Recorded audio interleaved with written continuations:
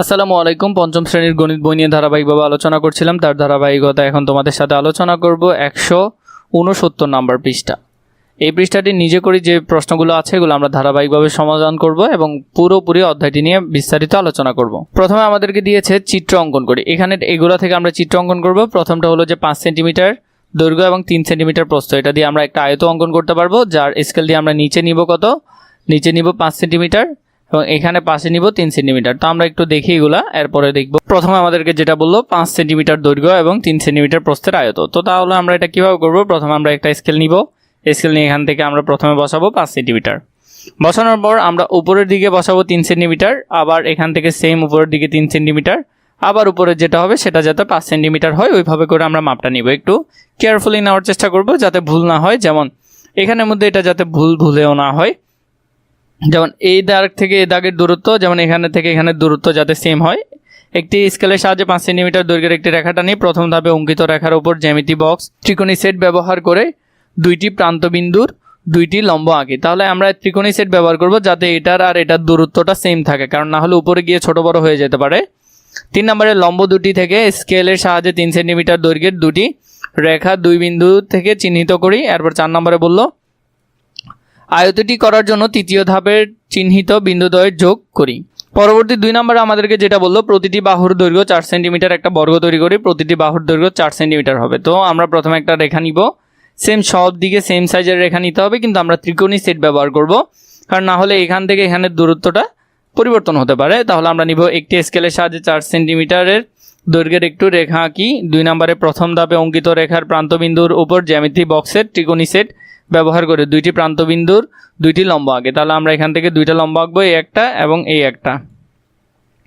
3 নম্বরের মধ্যে লম্ব দুটি থেকে স্কেলের সাহায্যে 4 সেন্টিমিটার দৈর্ঘ্যের দুটি রেখা দুই বিন্দু দিয়ে চিহ্নিত করি। তো এখান থেকে আমরা চিহ্নিত করব, এরপরে এটা আমরা মিলিয়ে দিব, তাহলে হয়ে যাবে। বর্গটি আঁকার জন্য তৃতীয় ধাপ চিহ্নিত দ্বয় যোগ করি, আমরা 3 নম্বরটা যোগ করে এঁকে ফেলতে পারবো।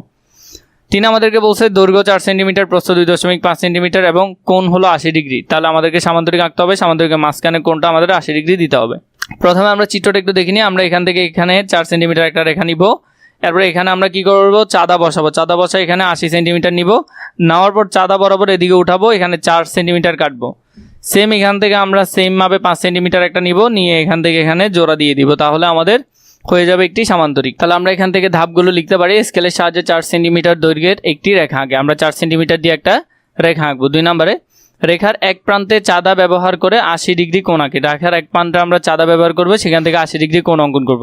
3 নম্বর অপর প্রান্তে ত্রিকোণী সেট ব্যবহার করে দ্বিতীয় ধাপে অঙ্কিত রেখার সমান্তরাল রেখা আঁকি। পরবর্তীতে দ্বিতীয় ধাপে অঙ্কিত রেখার সমান্তরাল রেখা আঁকবো। 4 দ্বিতীয় ও তৃতীয় ধাপের অঙ্কিত রেখার 2.5 সেন্টিমিটার চিহ্নিত করি এবং চতুর্থ ধাপে আমরা কি করব, সংযুক্ত করি। তো এইভাবে করে আঁকতে পারবে। 4 নম্বরে বললো একটি সামান্তরিক ও ট্রাপিজিয়াম আঁকতে। তাহলে এখান থেকে মনে করি সামান্তরিকের একটি কোণের পরিমাণ 50 ডিগ্রি দেওয়া আছে, দৈর্ঘ্য প্রস্থ 5 সেন্টিমিটার এবং 3 সেন্টিমিটার দেওয়া আছে, সামান্তরিকটা আঁকতে হবে। তাহলে আমরা একটা রেখা নিলাম 5 সেন্টিমিটারের, এখানে চাঁদা বসায় 50 ডিগ্রি কোণ অঙ্কন করলাম। এরপরে আমরা এখান থেকে উঠালাম, এটা 3 সেন্টিমিটার বরাবর কাটলাম, সেমভাবে এখানে উঠালাম, আবার এদিকে যোগ করে দিলাম, তাহলে হয়ে গেল। তাহলে সামান্তরিকের অঙ্কনের বিবরণ হলো প্রথমে স্কেলের সাহায্যে 5 সেন্টিমিটার দৈর্ঘ্যের একটি রেখা আঁকি, রেখার এক প্রান্তের চাঁদা ব্যবহার করে 50 ডিগ্রি কোণ আঁকি। পরবর্তীতে অপর প্রান্তে ত্রিকোণী সেট ব্যবহার করে দ্বিতীয় ধাপে অঙ্কিত রেখার সমান্তরাল রেখা আঁকি। 4 নম্বরের মধ্যে দ্বিতীয় ও পঞ্চম ধাপের অঙ্কিত রেখার 3 সেন্টিমিটার চিহ্নিত করি। 5 নম্বরে হলো চতুর্থ ধাপে চিহ্নিত বিন্দুদ্বয় স্কেলের সাহায্যে যুক্ত করি। আবার মনে করি একটি ট্রাপিজিয়ামের সমান্তরাল বাহুদ্বয়ের দৈর্ঘ্য 5 সেন্টিমিটার এবং 3 সেন্টিমিটার। পরবর্তীতে ট্রাপিজিয়ামটা আঁকতে বসে ট্রাপিজিয়াম আঁকবো। আমরা এখানের মধ্যে একটা নিচে বাহু নিলাম, এদিক থেকে একটা সেম নিজের ইচ্ছে মতো বাহু দিলাম, এদিক থেকে একটা দিলাম, উপরে সেটা যোগ করে দিলাম। শুধু খেয়াল রাখতে হবে এটা 4 সেন্টিমিটার, যাতে এটাও 4 সেন্টিমিটার হয়, এতটুকু খেয়াল রাখলেই হবে। পরবর্তীতে ট্রাপিজিয়াম অঙ্কনের বিবরণ স্কেলের সাহায্যে 5 সেন্টিমিটার দৈর্ঘ্যের একটি রেখা আঁকি, ত্রিকোণী সেট ব্যবহার করে প্রথম ধাপে অঙ্কিত রেখার সমান্তরাল রেখা অঙ্কন করি। 3 নম্বর ধাপের মধ্যে দ্বিতীয় ধাপে অঙ্কিত রেখা 3 সেন্টিমিটার চিহ্নিত করি। 4 নম্বর হলো তৃতীয় ধাপে চিহ্নিত বিন্দুদ্বয়ের বাম ও ডান পাশের বিন্দুদ্বয়ের সাথে যথাক্রমে প্রথম ধাপে অঙ্কিত রেখার বাম প্রান্ত এবং ডান প্রান্ত স্কেলের সাহায্যে সংযুক্ত করি। তো এটা করবে। আর পরবর্তীতে 5 নম্বর যদি দেখি, পিন স্কেল এবং দুটি ছোট ছিদ্র সহ একটি আয়তকার মোটা কাগজ ব্যবহার করে একটি বৃত্ত অঙ্কন করি। তাহলে সেম আমরা বৃত্তটা অঙ্কন করতে পারবো। এখানে একটা পিন লাগালাম, এখানে আমরা কি করলাম, আমাদের পেন্সিল লাগালাম, এটা দিয়ে আমরা রাউন্ড করব। রাউন্ড করলে সেটা কি হয়ে যাবে, বৃত্ত হয়ে যাবে। মাঝখানে যেটা থাকে সেটাকে আমরা কেন্দ্র বলি। তাহলে প্রথমে একটি পিন, একটি পেন্সিল, দুটি ছোট ছিদ্র সহ একটি আয়তকার মোটা কাগজ সংগ্রহ করি। 2 নম্বর, আয়তকার মোটা কাগজের একটি ছিদ্র দিয়ে পিন ঢুকিয়ে খাতায় আটকে দেই। 3, অপর ছিদ্র দিয়ে চিত্রের মতো পেন্সিল ঢুকিয়ে আয়তকার কাগজটি একবার সম্পূর্ণ ঘুরিয়ে আনি। 4 নম্বর, এবার পিন ও আয়তকার কাগজটি সরালে বৃত্তটি পাওয়া যায়, যার কেন্দ্র পিন দ্বারা সৃষ্ট ছিদ্র।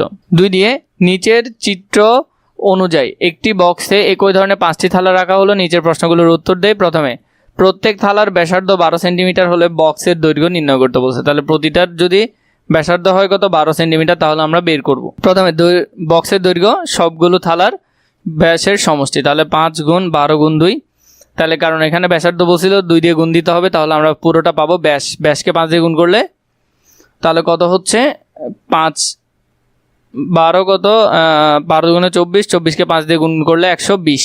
তাহলে প্রথমটার উত্তর হলো 120। একটু খেয়াল করো, আমাদেরকে বলছে ব্যাসার্ধ মানে এখান থেকে এতটুকু, তাহলে নিশ্চয় এখান থেকে আরও এতটুকু হলে ডাবল হবে। তাহলে একটা যদি এখানে 12 হয়, তার মানে পুরো একটা থালা 24, পুরো একটা থালা কত হবে, 24। তাহলে 24 গুণ 24, 24, 24, 24, তো 5 24 কত হয়, 5 24 120। পরে 2 নম্বরের মধ্যে 20 সেন্টিমিটার ব্যাসের একটি থালা রাখা যাবে একই বক্সে। 20 সেন্টিমিটারের ব্যাসের থালা, 20 সেন্টিমিটার ব্যাসের থালা, 20 সেন্টিমিটারের ব্যাসের কয়টি থালা রাখা যাবে একই বক্সে, মানে এই বক্সের মধ্যে কয়টা রাখা যাবে। প্রথম আমরা যদি পাই, দৈর্ঘ্য হলো 120 সেন্টিমিটার, দেওয়া আছে থালার ব্যাস হলো 20 সেন্টিমিটার। যেহেতু বক্সের দৈর্ঘ্য থালার ব্যাসের সমষ্টির সমান, তাহলে থালার সংখ্যা বক্সের দিয়ে আমরা যদি ভাগ করি, 120কে 20 দিয়ে ভাগ করলে উত্তর হলো 6, তার মানে 6টা রাখা যাবে। কয়টা রাখা যাবে, 6টা। 3 নম্বরে যেটা বললো, 5 সেন্টিমিটার ব্যাসার্ধ বিশিষ্ট সমান 5টি বৃত্ত আঁকা আছে। চিত্র অনুযায়ী কেন্দ্রগুলো যোগ করলে ক থেকে খ পর্যন্ত অঙ্কিত রেখাংশের মোট দৈর্ঘ্য নির্ণয় করি। ক থেকে খ, তাহলে একটা আমরা যদি খেয়াল করি, এখান থেকে এখানে কত, 5 সেন্টিমিটার, তাহলে এখান থেকে এখানে আরও 5, 10, এখান থেকে এখানে আরও 10, তাহলে কত, 20, এখানে আরও 10, তাহলে 30, এখানে মোট 40, তাহলে উত্তর হবে 40। আমরা একটু বের করি। এখান থেকে আমরা যদি সমাধানে যাই, একটি বৃত্তের কেন্দ্র থেকে অপর বৃত্তের কেন্দ্রের দূরত্ব, মানে 2 বৃত্তের ব্যাসার্ধ সমান, তাহলে 5 গুণ 10, তো এরকম 10 সেন্টিমিটার। তাহলে এখানের মধ্যে আছে কয়টা, 5টা। তাহলে আমরা মূলত দেখলাম যে ক থেকে খ এর দূরত্ব যদি বের করি, 5টি বৃত্তের কেন্দ্র থেকে 4টা রেখাংশ পাইছি। তাহলে 4 10 কত, 40। আমি যেভাবে বলছিলাম এভাবে তোমরা করবে, জাস্ট এটা নিজেদের বোঝার জন্য লিখে নিতে পারো।